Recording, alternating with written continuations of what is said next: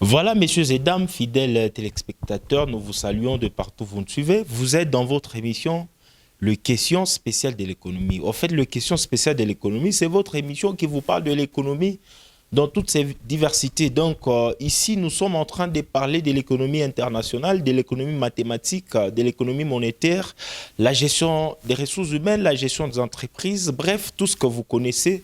Parlons de l'économie. Voilà, appelez-moi Emma Kassongue, l'exponentielle de l'économie médiatique. Donc, on est là pour racler les différents points de vue, les différents problèmes qui se passent ici chez nous en RDC, en particulier ici chez nous au Lualaba. Voilà, je suis en train de dire merci à vous tous qui êtes en train de nous suivre. Je dis également merci à toute l'équipe qui me tient en compagnie. Je vois le grand manager qui nous supervise. Je vois Trésor Makolo qui est en train de nous programmer. Et je dis merci à Anissé Mbouyou qui nous accompagne. Voilà. Donc, on est là pour vous parler de l'économie. L'économie avec toutes ces disciplines. Donc, nous, en tant que des spécialistes en économie, on ne peut pas se taire face aux problèmes qui se passent en RDC, face aux problèmes qui se passent dans le monde entier. Donc, on est là pour vous édifier, vous éclairer. Donc, nous sommes là pour éclairer les zones d'ombre qui se passent en économie. Et comme vous n'êtes pas spécialiste, vous n'avez pas fait le sciences économiques, vous êtes aussi deux personnes ciblées pour être éclairées, être à la hauteur de connaître le fait qui se passe dans l'économie. Donc aujourd'hui, nous allons parler d'une thématique, d'une question spéciale. Pourquoi je dis spéciale? Tous les jours, on dit dans les questions spéciales. Donc, c'est une question d'actualité, un problème d'actualité, un problème de la RDC. Donc, nous devons connaître vous et nous afin de conduire les agences économiques dans leurs actes purement économiques. Question de booster le développement de la RDC qui est notre objectif principal. Voilà, aujourd'hui, nous allons parler de la RDC face aux enjeux de la mondialisation et de la globalisation financière. Je dis donc la RDC face aux enjeux de la mondialisation et de la globalisation financière. Je ne suis pas seul sur ces plateaux. J'ai un invité spécial à qui je dis bonsoir, monsieur Christophe Chiboua. Bonsoir, monsieur Makasson. Une fois encore dans les questions spéciales de l'économie. Oui, oui, je suis là et je serai toujours là si vous m'invitez. Voilà, vous pouvez quand même vous présenter. Il y a des fidèles de notre émission qui vous connaissent, mais il y a d'autres personnes qui nous prennent aussi Manu Mizan. Il faut qu'ils puissent aussi vous connaître. Oui, oui, là, vous avez dit la vérité. Bon, je suis Chibobampoy Christophe, un économiste. Comme vous aussi, je crois que vous êtes un économiste. Bien sûr. Oui, oui. Moi, je suis un financier parce que j'ai fait la gestion financière. Je suis un doctorant jusque-là en ingénierie de gestion, ingénierie financière. J'aimerais bien dire ici que je suis un pro-keynésien de l'école d'écologie. Un pro-keynésien, c'est-à-dire quoi? Là, ce sont vos histoires là de l'économie. Essayez de nous éclaircir, c'est-à-dire quoi? Oui, oui, un pro-keynésien, vous savez, j'ai toujours prôné l'intervention de l'État. Hein, l'intervention de l'État dans l'économie, en fait, c'est ça l'idée et la richesse que nous a laissé notre JMK. JMK, voilà. Donc, vous êtes keynésien de Kolwezi. Un pro-keynésien de Kolwezi. Parce que je suis à Kolwezi, je suis pas en Europe. Ok. Keynes est de l'Europe, il est né en Europe, il est mort en Europe. Mais moi, je suis son pro parce que je suis partisan de sa philosophie, de sa manière de voir les choses. Vraiment, en économie, l'État doit intervenir.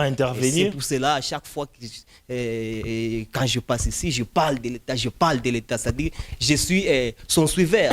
Mais voilà que je suis à Kolwezi. Mais peut-être que vous pouvez être déçu par rapport à l'intervention de l'État ici chez nous en RDC. Très souvent déçu parce que l'intervention là n'est pas du tout... totale, elle n'est pas du tout à la hauteur, mais quand même nous prenons ça et nous voulons que ça puisse être à la hauteur. L'État doit être en fait au chevet de l'économie. L'État doit planifier l'économie. L'État doit mener ce que nous appelons la politique économique pour ramener les choses lorsque elles ne sont pas bonnes. Peut-être un jour, nous aurons du temps à parler de ça parce qu'il y a à boire et à manger. Je pense que ce que vous prônez n'est pas adapté en RDC. N'est pas adapté, bon, comme ce n'est pas notre sujet du jour, nous allons rentrer peut-être un autre jour. Voilà qu'aujourd'hui, nous serons en train de discuter avec vous sur la RDC face aux enjeux de la mondialisation et de la globalisation financière. Un petit commentaire par rapport à cette thématique. Oui, la mondialisation, c'est ce mouvement-là qui nous bouscule depuis tous ces temps. Ce mouvement est historique. Okay. Oui. Et à cette mondialisation, il y a la globalisation financière, j'ajoute financière, parce que, en fait, du point de vue, l'aspect anglais, je peux dire, quand on parle de globalisation, on confond ça à la mondialisation. À la mondialisation. On dit que c'est ça la mondialisation. Okay. Là, c'est la version anglaise. Okay. Mais en fait, du point de vue des Français, la globalisation, si elle fait partie de la mondialisation, mais elle est beaucoup plus basée sur la finance. Voilà. En fait, il s'agit de la globalisation financière. Ok, monsieur Christophe Chihuahua, nous pouvons déjà commencer à nous envoler. La RDC aujourd'hui face aux enjeux de la mondialisation et de la globalisation.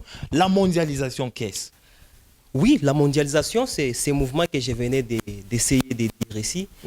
C'est un mouvement qui veut faire des mondes un village, voilà, en fait. Faire un village planétaire. Planétaire. Oui, vous savez, c'est-à-dire que nous tous, comme un village, avec un président de la République. Dans un village, vous pouvez quitter chez vous, vous allez chez l'autre, et l'autre peut quitter chez lui, il vient chez vous. En fait, on veut faire du monde ce village. Par là, vous voulez parler de la suppression de barrières, voilà, de douanes, c'est-à-dire que nous pouvons circuler librement. Oui, l'harmonisation, la modération de certains critères, et plutôt rigueurs qui ne tiennent pas debout.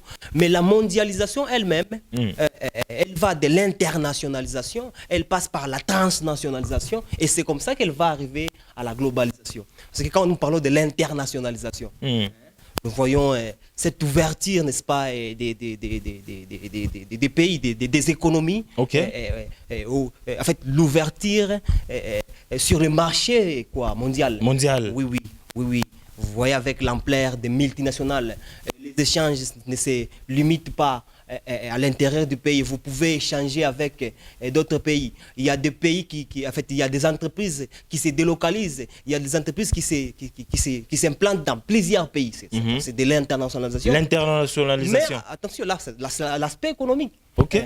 Mais il y a aussi des cultures. Mais quand vous quittez chez vous, vous venez chez les autres, n'est-ce pas? Vous apportez vos cultures. Vos cultures, mais vos aussi, connaissances. vous devez copier leur culture. Là, nous pouvons appeler ça la transnationalisation. Ok. Voilà, la transnationalisation. Maintenant, quand je vais arriver à la globalisation, monsieur Emma Kassongue, quand j'arrive à la globalisation, moi je trouve que cette globalisation c'est beaucoup plus financier. C'est-à-dire il y a interconnexion des marchés financiers nationaux quand même, mais c'est cette interconnexion-là qui va nous amener à un marché financier mondial, à un marché financier international. Maintenant, quel est le lien qui tisse entre la globalisation et la mondialisation? C'est quoi le lien entre les deux? La mondialisation est totale. Et la globalisation, c'est beaucoup plus limité aux échanges financiers, en fait, aux transactions financières. Voilà. Maintenant, entre les deux, la mondialisation et la globalisation, qu'est-ce qui précède l'autre? Qu'est-ce qui est venu avant l'autre? Non. Je peux même dire que la globalisation financière est inclue dans la mondialisation. Ok. Voilà. Ok. Oui. Donc, dans la mondialisation, il y a la globalisation. Il y a la globalisation financière. Maintenant, comme aujourd'hui, nous sommes en train de parler de la RDC face à ces enjeux, quels sont ces enjeux-là? Voilà. Faites-nous d'abord un détail là des enjeux que la RDC confronte par rapport à la globalisation et la mondialisation financière. Oui, les enjeux, quand nous parlons des enjeux, nous voyons les avantages de ces phénomènes-là, nous voyons les inconvénients de ces phénomènes-là. Et alors, ces avantages-là et ces inconvénients par rapport à la RDC, qu'est-ce que nous pouvons aussi dire? La mondialisation elle-même, vous allez comprendre que sur le plan économique, sur le plan d'un producteur, par exemple, du côté d'un producteur, nous pouvons dire que la mondialisation ajoute la concurrence. La concurrence. Vous savez, la concurrence devient mondiale. Ok. Oui. Vous, les entreprises qui n'œuvrent qu'en RDC, qui ne pouvaient œuvrer qu'en Zambie, mais vous avez un éventail, en fait, un large éventail de possibilités. Des possibilités. Vous avez une concurrence avec d'autres personnes. Ok. Oui, oui. Cette concurrence-là va aller jusqu'à augmenter la productivité, à augmenter la compétitivité d'un pays. Maintenant, Là, la RDC ne produit pas. Quand vous parlez de la concurrence, là, vous musez déjà à détruire les avantages qu'a la RDC. Oui, oui, je vais arriver. Là, je n'ai pas situé la RDC. Okay. Mais la RDC, quand vous dites que la RDC n'est pas... Non, la RDC produit. Ce qu'il faut dire est que ce que la RDC produit n'est pas à la hauteur. Okay. Alors, mais au moins la RDC produit, nous voyons le cuivre sortir et aller vers d'autres pays. Avec quelle valeur? Oui. Avec quelle valeur? Oui, c'est là qu'il y a la question. Sur le marché international. Mais quand même, vous sentez combien la RDC est internationale. D'ailleurs, moi j'ai toujours dit que la RDC elle-même est devenue internationale avant que l'ampleur de l'internationalisation ou encore de la mondialisation. Vous arrivez. Vous savez, lors de la conférence de Berlin, Léopoldé, l'objectif, même quand il a appelé tout le monde pour voir comment partager l'Afrique, mais son idée, c'était la RDC. C'était économique. Donc, la RDC est internationale. Avant même l'international. Allons d'abord avec cette histoire que vous venez d'élever. Parce qu'il y a des enfants qui nous suivent. Il y a un problème là de Léopold, le partage là de l'Afrique. C'est très grave. Vous voulez dire que les enjeux étaient économiques? Après les explorateurs de Livingstone, d'Henri Morton Stanley, quand ils sont rentrés là-bas, ils étaient portugais, mais chez eux, peut-être qu'on n'a pas trouvé leur valeur. Léopold les a appelés. Ok. Ils ont fait quoi? Des découvertes où? Beaucoup plus en RDC. En RDC, en Afrique centrale. Oui. Et puis, il y avait un commerce là-bas au niveau des Boma, je ne sais pas moi. Et alors, il y avait certaines barrières. En fait, il fallait ouvrir, il fallait supprimer ces barrières-là. Mais lui, Léopold visait déjà la richesse de la RDC. Oui. Et c'est comme ça qu'il organisa une conférence de Berlin. Oui. Pour dire que partageons l'Afrique, mais son idée sur la RDC. C'est pour cela qu'il a fait de ça sa propriété privée. C'est en 1908 qu'il a libéré la RDC entre le maît de la Belgique. Oui. Donner ça à la Belgique comme étant un pays colonisé. Plutôt colonisateur, voilà. Oui. C'est après, mais lui d'abord visait cette richesse-là. En fait, il a fait de ça sa propriété privée. C'est-à-dire, il a créé une conférence internationale de Berlin. Une conférence internationale de Berlin pour la RDC. Oui, mais c'est Kassongue. Donc là, c'était la RDC, ce n'était pas l'Afrique. C'est pour cela que je te dis la RDC est internationale depuis très longtemps. Dans cette internationalisation, la RDC, à quels enjeux? Quels sont les enjeux que la RDC fait face par rapport à la globalisation et la mondialisation? Voilà. Monsieur Emma Kassongue, vous allez voir que ces villages-là, planétaires, ne se réalisent pas directement. Non, ces villages ne vont pas se réaliser directement. Ces villages se réalisent par des regroupements.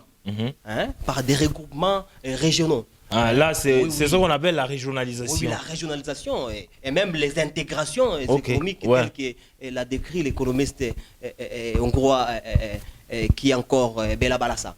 Voilà, oui. C'est à travers ces regroupements-là que nous sentons le départ vers la mondialisation. La mondialisation. Oui. Il y a plusieurs intégrations. Il y a plusieurs intégrations en Europe, en Amérique. Même en Afrique. Oui, même en Afrique. Il y a G20, il y a Mercosur, les organisations peuvent avoir comme objectif économique, social, gouvernemental, voilà. Politique. Oui.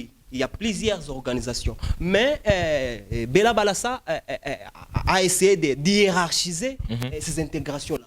Nous commençons par une zone de libre-échange. Oui, vous commencez d'abord comme ça, par une zone de libre-échange. Oui, où vous essayez de modérer vos tarifs douaniers. Pour vous, les pays qui se réunissent, vous décidez de supprimer certaines barrières.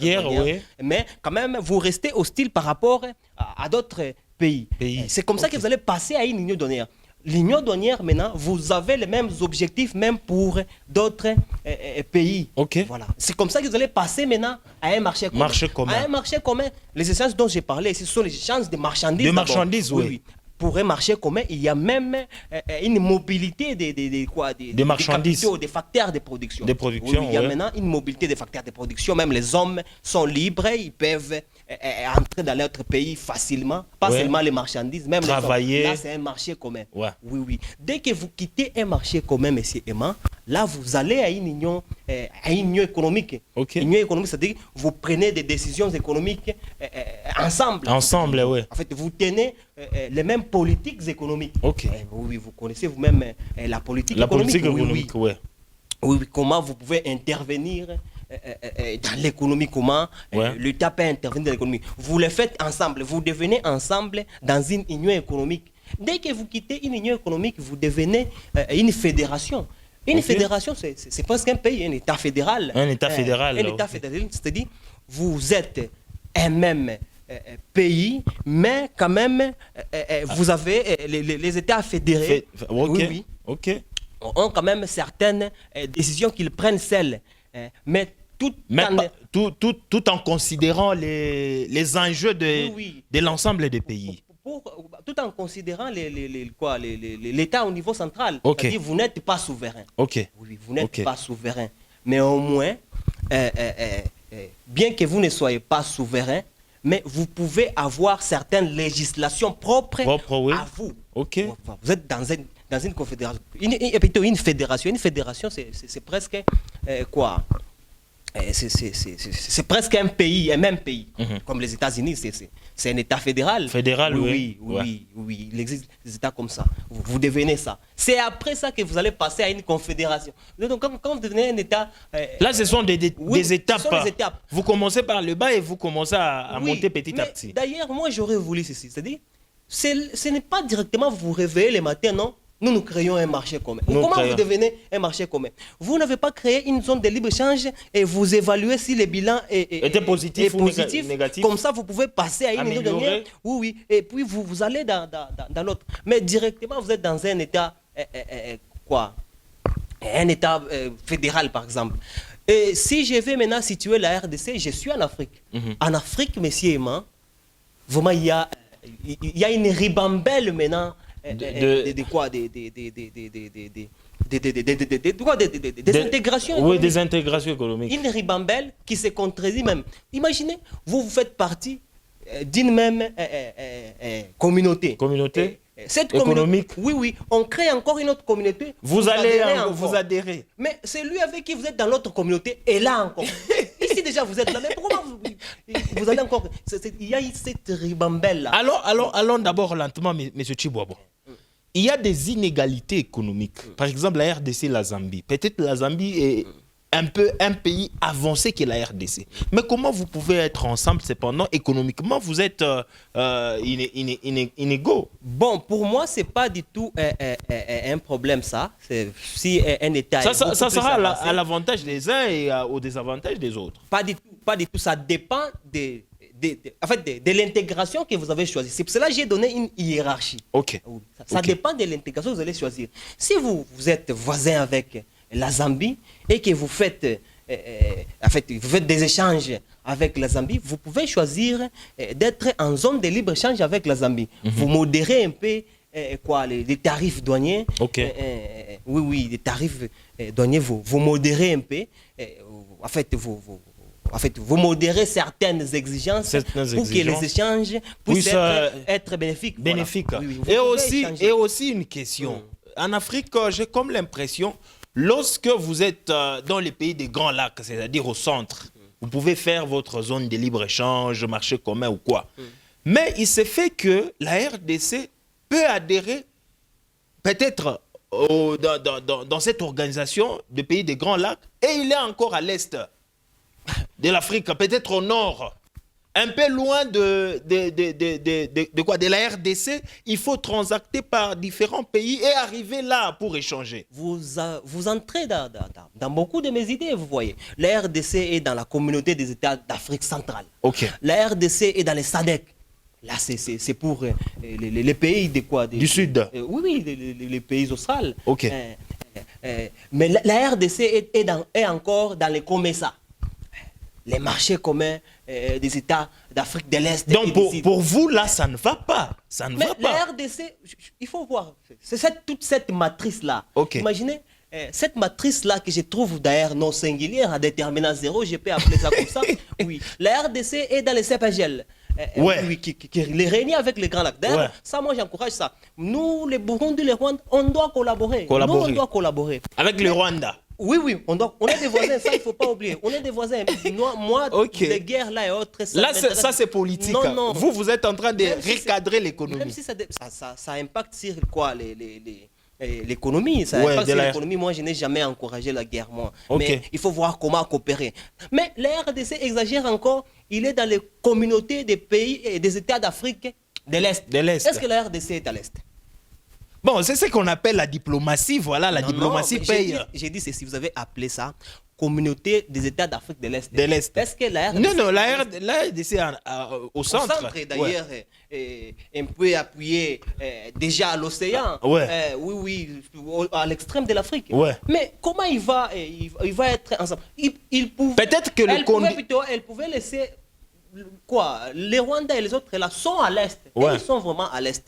Mais je ne trouve pas que la RDC... Peut-être les conditions de cette organisation est favorable à l'épanouissement de l'économie congolaise. Ce qui est maintenant très mauvais. Vous connaissez cette communauté des États d'Afrique de l'Est, l'objectif et les objectifs. Les objectifs de cette communauté-là est de passer d'une zone de libre-échange à une union et puis à un marché commun, puis pour finir à être une fédération, c'est-à-dire un même pays. Est-ce que RDC, à la dimension d'un continent, peut être dans un même pays, dans un même pays quand même, que le Rwanda fédéral, avec le Rwanda, le Burundi, l'Ouganda, Tanzanie. Ça, ce sont des villes. Des villes. Mais imaginez, c'est-à-dire, vous intégrez sans se demander sur les objectifs. Vous ne vous demandez pas les outils. Et ils ont pensé que... Parce que c'est ça l'objectif ultime.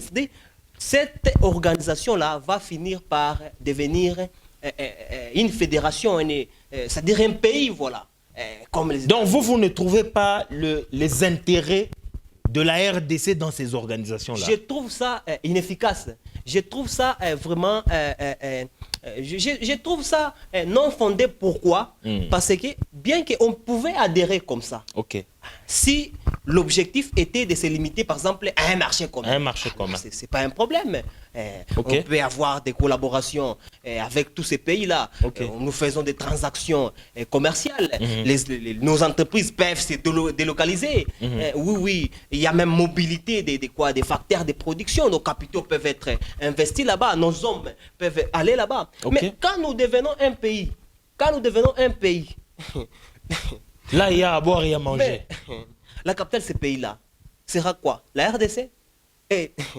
Sera Kinshasa peut-être. C'est pour dire, messieurs, c'est pas pourquoi je rigole, c'est pour dire, on a adhéré seulement parce que c'est une communauté qui s'est créée. Mais on n'a pas lu les objectifs. Donc vous condamnez vraiment. Depuis longtemps. Je ne pense pas que dans les chefs de ceux qui prenaient cette décision, on connaissait que cette communauté doit devenir un État fédéral. Je pense que les documents nous avaient préalablement donné vous avez des documents, vous mettez sous vos histoires et vous adhérez directement. Oui, c'est ce qui est arrivé. Ça, donc, selon vous, les enjeux sont négatifs aux adhérations de différentes organisations sous-régionales. La RDC, parce que je parle de la RDC d'abord, j'ai dit d'abord qu'il y a une exagération et un désordre en Afrique. Des communautés économiques ou encore gouvernementales. Il y a un désordre, il y a des communautés qui se chevauchent, il y a des autres qui se contredisent. Vous êtes ici, c'est un marché commun, et après, vous êtes encore dans une communauté économique, et puis l'autre pays-là était encore ici. Voilà, ce désordre-là. Ce désordre-là ne va pas nous donner un bon résultat. Et surtout, maintenant, la RDC doit voir comment s'intégrer de manière efficace. Oui. Elle doit choisir où s'intégrer et où ne pas s'intégrer. Parce qu'il faut se demander sur les avantages. Quand je m'intègre ici, quels seront les avantages? Quels seront les avantages de quoi de la RDC? Quels seront les avantages? Il y a vraiment un désordre dans l'intégration. Donc là, il faut mettre un tableau, comparer les avantages et les inconvénients des différentes organisations pour savoir on reste où, on se retire où. D'ailleurs, sortir dans cette matrice-là, cette matrice que moi j'ai jugée ici est non singulière, qui n'a pas un bon déterminant. Voilà, sortir dans cette matrice-là et voir maintenant où est-ce que vraiment je peux entrer.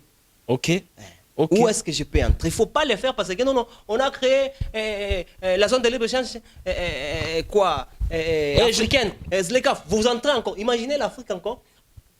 Quelle exagération. Après qu'il y a toutes ces intégrations-là, il y a encore la ZLECAf qui s'ajoute et les pays s'intègrent encore. Mais c'est une confusion. C'est une confusion. Je te rappelle que ces communautés-là sont des organisations. Les organisations vivent avec des cotisations. Des cotisations. Il y a des dépenses inutiles, monsieur Emma. Vous cotisez ici, vous cotisez encore là-bas, là où vous avez l'autre là qui était là. Vous cotisez encore. C'est-à-dire, vous dépensez inutilement. Vous dépensez inutilement. Et beaucoup plus, ces derniers temps, ça devient de plus en plus politique. Quand on a des conflits politiques, quand il y a des guerres, c'est alors que les chefs d'État se réunissent pour prendre des décisions. Et les finalités, c'est qu'on n'arrive pas à atteindre l'objectif. Quand on se réunit, non, c'est pour l'Est de la RDC, pour que les armes puissent se taire. Mais après les conférences, après les réunions, on voit que les armes continuent toujours. Parce qu'il n'y a pas d'efficacité dans les choix. Vous ne faites pas des bons choix. Vous ne savez pas choisir comment s'intégrer. Vous vous intégrez sans se demander si les objectifs, si ces objectifs-là sont avantageux pour vous. Voilà. C'est ce que moi je peux dire. Maintenant, est-ce que vous avez eu à retracer qu'est-ce que, par exemple, la communauté d'État de l'Afrique centrale peut nous apporter? Est-ce bénéfique? Nous pouvons nous retirer là-bas. La CPRGL, est-ce que nous pouvons nous retirer là-bas? Est-ce que la SADC est avantagée par rapport à la RDC? Quels sont les enjeux que vous avez retracés par rapport à tout ça? Moi, j'ai retracé qu'il y a eu une intégration des désordres. Maintenant, il faut revenir en arrière. La RDC est voisin de beaucoup de pays. D'ailleurs, moi, j'aurais même suggéré que la RDC se retire et crée une zone à lui. Oui, une zone où elle demande, par exemple, au Rwanda, au Burundi, Ouganda, Zambie, parce que la Zambie, elle est là avec nous. Oui, tous les jours. Et puis l'Angola, la République centrafricaine. C'est-à-dire créer une intégration qui soit efficace et puis efficiente. Je pense que même à l'entrée de l'actuel président de la République, c'est ce que lui voulait vraiment. Non, est-ce qu'il avait dit ça?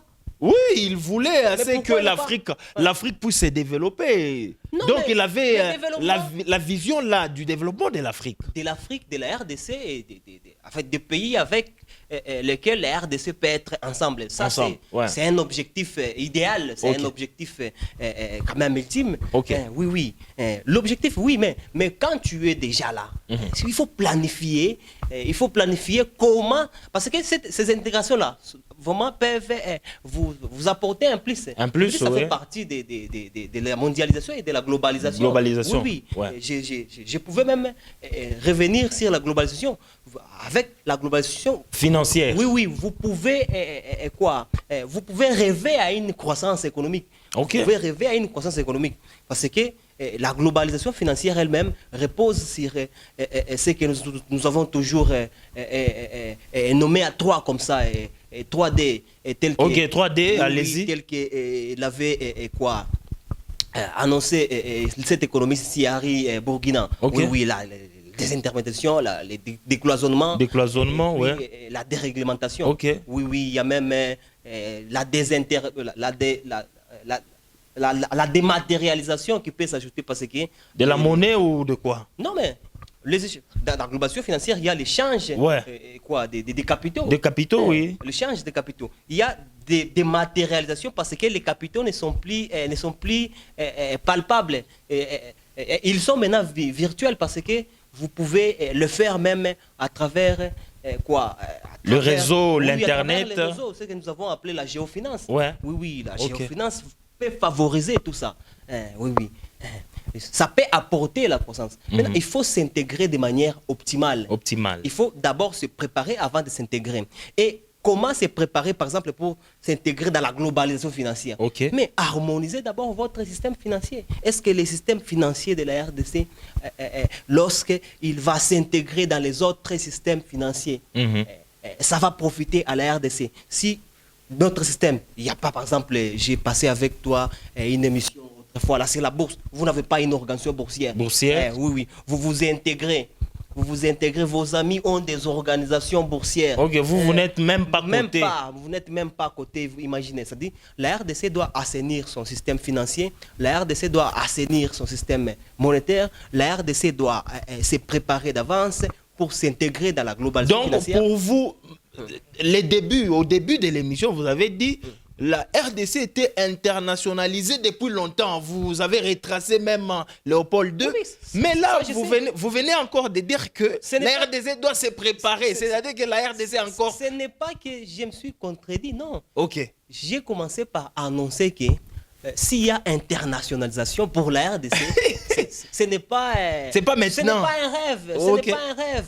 En fait, elle a été internationale avant l'internationalisation. Ça, je connais. Maintenant, pour y pénétrer, la RDC doit aller avec beaucoup de malignité. Donc, quand vous dites pour y pénétrer, c'est-à-dire que la RDC n'est pas encore dedans. Elle est là-dedans avec un désordre qui ne va pas apporter beaucoup à la RDC, qui ne va pas favoriser la population de la RDC à se développer, par exemple. D'ailleurs, nous pouvons voir ça. Est-ce que nous avons avancé? Est-ce que tu peux me dire que nous avons avancé? Est-ce que depuis que nous avons intégré les zones internationales, combien ça a apporté chez nous? Quand nous avons intégré le COMESA, combien ça a apporté chez nous? En fait, vous vous intégrez même dans une communauté où vous ne faites pas partie. Oui, vous ne faites pas partie. Vous savez, il y a encore une autre forme d'intégration. Vous savez que la RDC fait partie de l'OADA. La RDC est membre de l'OADA. Regardez le pays. Parce que moi, je peux même dire, et la RDC, et la République centrafricaine, et les Congo-Brazzaville, ils se sont intégrés dans une zone où elles ne font pas partie. Le pays là de l'IMOA et de CEMAC sont des pays de la zone francophone, plutôt de la zone, comme vous savez la monnaie qu'ils utilisent. Ils utilisent le franc CFA. Les francs CFA. Ces pays-là, c'est parce qu'ils ont été colonisés et puis malmenés par la France. C'est-à-dire, je ne dis pas que l'OADA ou encore, voire même son système, ce ne sera pas quelque chose d'efficace. Non. Mais au moins, ça ne fait pas partie de la chose dans laquelle nous devons être. Donc, je ne dis pas que ce n'est pas bien organisé. Cette harmonisation des droits des affaires, est-ce que vraiment la RDC fait beaucoup de transactions commerciales avec les Cameroun? Donc, vous voulez qu'on... Prenons par exemple, est-ce que la RDC fait beaucoup de transactions avec, je ne sais pas moi, les Togo? Le Togo, il faut voir la distance. Est-ce que la RDC... Maintenant, vous allez harmoniser quelle affaire? Maintenant, la RDC devait harmoniser les affaires avec le pays avec lesquels elle est en affaire. Vous voyez maintenant cette confusion. La RDC est partout ici. Et puis, au lieu de créer l'harmonisation ici au centre où dans ces coopérations, mais il crée l'harmonisation. Elle adhère à une harmonisation des affaires des autres pays qui sont très loin de nous. Très loin. Qui n'a même pas de coopération. Oui, ce n'est que mon point de vue. Donc, vous voulez dire que la RDC est en retard, c'est à cause des intégrations sous-régionales? Les intégrations régionales et sous-régionales sont en fait des phénomènes que nous vivons et qui nous conduisent à la mondialisation. À la mondialisation. Oui. Ces intégrations-là, elles existent, elles sont nombreuses d'ailleurs, elles sont créées en des autres. J'ai critiqué les intégrations d'abord en Afrique tout entière.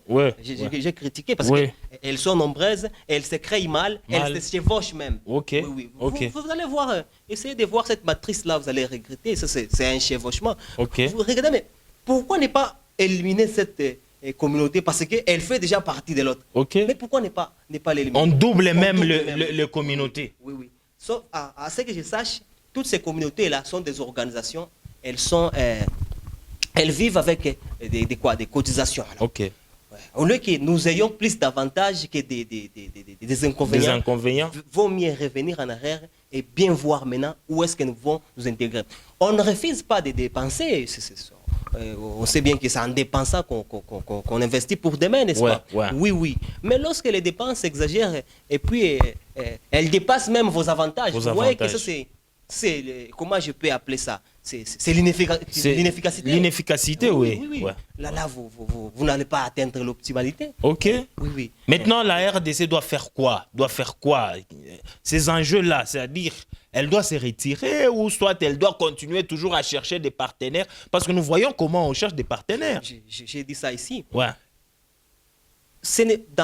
Dans cette mondialisation, il y a aussi la coopération, elle est bilatérale ou multilatérale, c'est celle des communautés ici. Quand la RDC se retire, ce n'est pas qu'elle ne fera pas, elle ne sera pas coopérative envers les Cameroun. Non, mais AD, elle coopère avec bien, même de manière bilatérale. N'est-ce pas, la RDC est en coopération avec la Chine qui est très loin. La RDC reste en coopération. On peut coopérer sur tel ou tel autre, mais s'intégrer dans une communauté où les désavantages sont plus que les avantages. Là, c'est une inefficacité. Donc, les situations de chaque pays se diffèrent. Oui. Il faut pas le faire par copiation, je peux dire. Oui, par copisme, mais par... je sais pas, moi je sais pas comment je vais appeler ça. Enthousiasme ou quoi. Comment vous allez vous intégrer là où vous ne vous demandez pas toute chose est planifiée. C'est-à-dire, j'intègre dans 2 ans, cette organisation va me permettre d'arriver à tel niveau. À tel niveau, par exemple. Oui. Et vous vérifiez maintenant, après 3 ans, est-ce que ce que moi j'ai prévu est réalisé? Surtout ça, le contrôle. C'est ça le plus grand problème. Le contrôle, on ne parvient pas à contrôler, à voir si les objectifs sont atteints ou quoi. Vous trouvez les gens qui vendent ça encore, qui parlent de ça, et puis ça devient du théâtre. En fait, avec la politique qui est déjà entrée en tête. Juste pour dire que bon, nous sommes là et c'est bien, c'est avantageux, sans dire au juste, ça nous a avantagé en quoi, combien nous avons obtenu. Oui. Maintenant, qu'est-ce que vous pouvez, je ne sais pas, nous retracer en quelques termes qu'on puisse comprendre la RDC face aux enjeux de la mondialisation et de la globalisation financière? Là, vraiment, si vous voulez que je puisse dire, je dirais en quelques mots seulement. Oui, je ne suis ni altermondialiste, ni anti-mondialiste. Oui. Mais je veux à la RDC une intégration optimale. C'est-à-dire qui soit efficace et efficiente. C'est-à-dire quoi? C'est-à-dire qui vous permet, vous, la RDC, à atteindre vos objectifs, mais de bonnes manières, c'est-à-dire en minimisant les conséquences. Voilà, en meilleur compte. Ce sont là les objectifs de l'économie. Je suis ici, et je parle ici comme étant un économiste. Un économiste. Oui, j'ai dit, la RDC doit s'intégrer de manière optimale, c'est-à-dire la RDC doit viser l'efficacité dans cette intégration. La RDC doit viser l'efficience dans cette intégration, c'est-à-dire la RDC doit viser l'atteinte des objectifs, mais en meilleur compte, c'est-à-dire pas en étant trop internationaliste. Non, pas seulement internationaliste, en étant par rapport aux dépenses, n'est-ce pas? En étant trop dispendieuse. Non. Oui. Donc, pour vous, avec notre économie, vous pouvez quand même nous dire, selon ce que vous comprenez, quels sont les objectifs économiques de la RDC? Si par exemple aujourd'hui, on vous attribuait une fonction dans l'économie pour faire avancer l'économie, vous pouvez mettre quoi comme objectif de l'économie congolaise? Mais l'objectif est seul et unique, le développement. Maintenant, il faut maintenant rentrer en arrière. Comment on va se développer? comment on va se développer. Le développement, c'est quoi? C'est le bien-être de tous. Le bien-être de tout le monde. Oui, oui. Ok. Quand j'intègre telle ou telle autre communauté, ça va apporter quoi sur le bien-être de la population? De la population. Oui, oui, ça va apporter. Mais ça peut être à long terme. À long terme comme à court terme, vous savez, Kenneth a dit à long terme, tous nous mourrons. Hein? Ouais. Commençons à court terme. Oui, oui. À long terme, mais tout en considérant les générations futures. C'est-à-dire que j'investis non pas pour moi, mais pour les générations qui viennent. Quand on investit, qui a pensé à la génération future depuis que nous sommes nés? Quand on investit, en fait, quand vous faites bien les choses, même les générations futures vont se retrouver. Ok. Voilà. Mais au moins, déjà ici, à court terme, vous devez voir les résultats. Les résultats. À chaque fois, à chaque étape, vous voyez les résultats, les bons résultats. Les bons résultats. Ce sont là, les résultats dont je parle ici. Vous voyez à chaque fois des bons résultats. Okay. Et d'ailleurs, vous les améliorez. Et si vous en avez 10 aujourd'hui, demain, vous cherchez à avoir 20. Le lendemain, vous cherchez à avoir 50. C'est ça, en fait. OK. Maintenant, vous proposez, par rapport aux différentes intégrations de la RDC, donc la RDC puisse se retirer, je peux dire comme ça. Ne me fais même pas dire ça. je peux proposer à la RDC de se retirer même partout. Et puis de recommencer à zéro. Et de recommencer. Donc, pour vous, les organisations sont inefficaces. Les organisations ne profitent à rien à la RDC. On peut vérifier les résultats. Okay. On peut vérifier les résultats. Est-ce que ça a apporté? C'est ça. Ça n'a pas apporté. Ça n'a pas apporté. La RDC, retire-toi. Tu te retires, tu es un grand pays au centre de l'Afrique, un pays envié par le monde entier. Voyez, où la RDC peut se développer, ça il ne faut pas oublier. Et sa richesse à elle seule est potentielle, je dis. Elle peut englober, dans les jours à venir, si on exploitait ça comme il se doit, elle peut englober toute l'Amérique et une partie de l'Europe. Ça, il faut mettre ça en tête. La RDC peut planifier son développement.